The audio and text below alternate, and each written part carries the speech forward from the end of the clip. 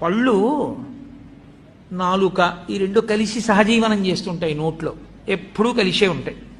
ఒకానొక నాడు నాలుక పళ్ళని అడిగింది, నేను రుచి ఒకటే చూస్తాను, కానీ నిజానికి కఠినమైన పదార్థాలని పెడితే నేను రుచి చెప్పలేను.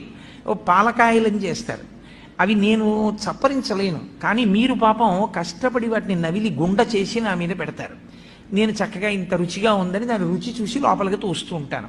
ఇలా ఎన్ని పెట్టారో నవిలి మీరు. కాబట్టి మీరు నాకు ఎంతో ఉపకారం చేశారు, మీతో కలిసి ఉన్నందుకు నాకు ఈ ప్రయోజనం వచ్చింది. మీకు నేను ఏదైనా ఉపకారం చేద్దాం అనుకుంటున్నాను.